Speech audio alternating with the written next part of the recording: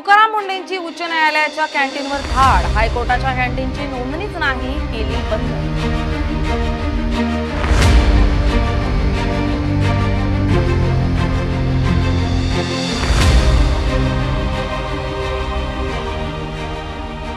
उच्च न्यायालयानं एफडीएच्या कार्यपद्धतीवर 2 दिवसांपूर्वी प्रश्न विचारल्यानंतर आज तुकाराम मुंडे यांच्या एफडीएनं मुंबई उच्च न्यायालयाच्या कॅन्टीनमध्ये धाड टाकली आहे. या तपासणी दरम्यान खळबळजनक बाब समोर आली आहे.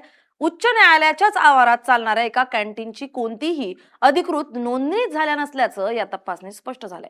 त्यामुळे एफडीए कडून उच्च न्यायालयाची कॅन्टीन बंद करण्यात आली आहे.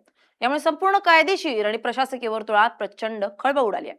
उच्च न्यायालयाने एफडीएला काय म्हटलं होतं, त्यामुळे तुकाराम मुंडेंनी कशी टाकली उच्च न्यायालयाच्या कॅन्टीनवर अचानक धाड, आणि आता पुढे काय कारवाई करणार पाहूयात या व्हिडिओतून. नमस्कार, मी स्नेहल चौधरी. आपण पाहत आहात एलएस मराठी. महाराष्ट्रात अन्न व औषध प्रशासनाची धुरा हाती घेतल्यापासून आयएएस अधिकारी तुकाराम मुंडे यांनी राज्यातील जनतेला शुद्ध आणि सुरक्षित अन्न मिळावे यासाठी मोहीम हाती घेतली.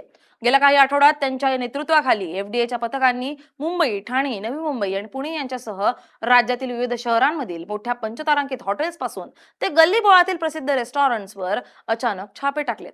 अन्न सुरक्षेच्या नियमांचं उल्लंघन करणाऱ्या, स्वयंपाकघरात अस्वच्छता बाळगणाऱ्या आणि ग्राहकांच्या आरोग्याशी खेळणाऱ्या तब्बल 100हून अधिक नामांकित हॉटेल आणि रेस्टॉरंट्सचे परवाने एफडीएनं निलंबित केलेत. तुकाराम मुंडे यांच्या या भूमिकेमुळे हॉटेल व्यावसायिक आणि लॉबिंग करणाऱ्या घटकांमध्ये भीतीचं वातावरण निर्माण झालंय.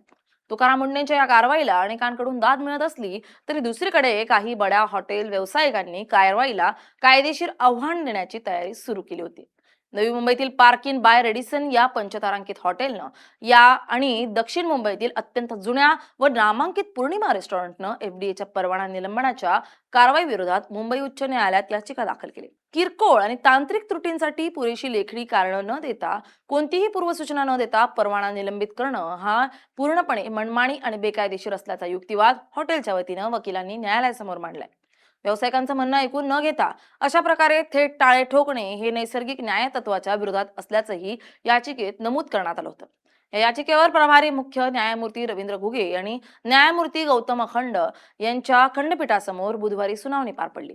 सुनावणी दरम्यान न्यायालयानं एफडीएच्या या एकतर्फी वाटणाऱ्या कारवाई पद्धतीवर तीव्र शब्दात नाराजी आणि प्रश्नचिन्ह उपस्थित केले.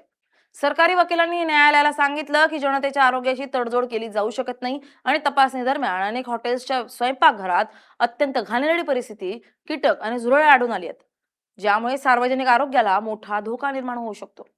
यावर खंडपीठानं प्रशासनाला सुनावलंय. न्यायालयाने म्हटलंय की गेल्याच आठवड्यात आमच्या टेबलवरही एक झुरळ आणि माशी आली होती. आपण भारतात राहतो हे प्रशासनानं विसरू नये. अन्न सुरक्षेचे नियम अत्यंत कडकपणे लागू करताना प्रशासनाने जमिनीवरील वास्तवाचं भान ठेवून आणि व्यावहारिक दृष्टिकोन ठेवून काम केलं पाहिजे. किरकोळ कारणासाठी थेट परवाने रद्द करणे किंवा व्यवसाय बंद करणे हा शेवटचा पर्याय असला पाहिजे. त्यापूर्वी व्यावसायिकांना सुधारणा करण्याची वाजवी संधी दिली गेली पाहिजे. या सुनावणी दरम्यान मुंबई उच्च न्यायालयानं महत्त्वाचा प्रश्न उपस्थित केलाय. आजवर एफडीएनं किती मंत्र्यांच्या शासकीय निवासस्थानांवर, मंत्रालयातील उपगृहांवर आणि इतर निमसरकारी आस्थापनांवर छापे टाकून कारवाई केली आहे, याचा हिशोब न्यायालयानं मागितलाय. एवढ्यावरच न थांबता न्यायालयानं एफडीएला थेट आव्हानवजा आदेश दिलेत की त्यांनी मंत्रालयातील कॅन्टीनसह मुंबई उच्च न्यायालयाच्या कॅन्टीनचीही तपासणी करावी. या तपासणीत सविस्तर व्हिडिओ रेकॉर्डिंग करण्यात यावं आणि तो अहवाल 31 जुलै रोजी न्यायालयासमोर सादर करावा, असे निर्देश खंडपीठाने दिलेत. मात्र ज्यांच्या नावाचा दणकाच संपूर्ण राज्यभरात कडक आणि तडजोडहीन अधिकारी म्हणून वाचतो, त्या आयुक्त तुकाराम मुंडे यांनी या न्यायालयाच्या आव्हानाला उत्तर देत कोणतीही दिरंगाई न करता एफडीएच्या पथकाला थेट मुंबई उच्च न्यायालयात पाठवलंय. एफडीएच्या वरिष्ठ अन्न सुरक्षा अधिकाऱ्यांचे एक मोठे पथक मुंबई उच्च न्यायालयाच्या इमारतीत दाखल झाले. न्यायालयाच्या कॅन्टीनमध्ये एफडीए चौकशी केली असता एक अत्यंत धक्कादायक बाब समोर आली आहे. मुंबई उच्च न्यायालयाच्याच मुख्य इमारतीच्या छत्राखाली आणि कायद्याचं रक्षण करणाऱ्या आवारात चालणाऱ्या एका कॅन्टीनची एफडीएकडे कोणतीही अधिकृत नोंदणी झाली नसल्याचं उघड झालंय.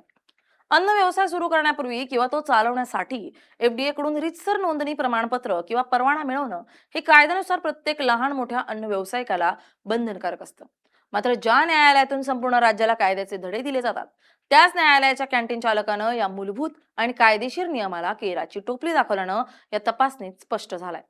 उच्च न्यायालयाच्या आवारातील कॅन्टीनचे हे बेकायदेशीर बिंग फुटताच एफडीएच्या पथकानं तात्काळ बेकायदेशीर कारवाईचा बडगा उगारलाय. आयुक्त तुकाराम मुंडे यांच्या आदेशानुसार कार्य करणाऱ्या पथकानं संबंधित उपाहारगृह चालकाला कारण दाखवा नोटीस बजावली असून मुंबई उच्च न्यायालयातील कॅन्टीन पुढील आदेश येईपर्यंत बंद करण्यात आले. कायद्याचं उल्लंघन करून आणि कोणतीही वैध नोंदणी नसताना हे कॅन्टीन कशाच्या आधारावर चालवलं जात होतं, तसेच आपल्यावर दंडात्मक आणि फौजदारी कारवाई का केली जाऊ नये याचा लेखी खुलासा तातडीनं सादर करण्याचे आदेश या नोटिसीद्वारे देण्यात आले. एफडीएनं उच्च न्यायालयात केलेल्या या धाडसी कारवाईमुळे तुकाराम मुंढे यांच्या नावाचा दणका पुन्हा एकदा सिद्ध झालाय.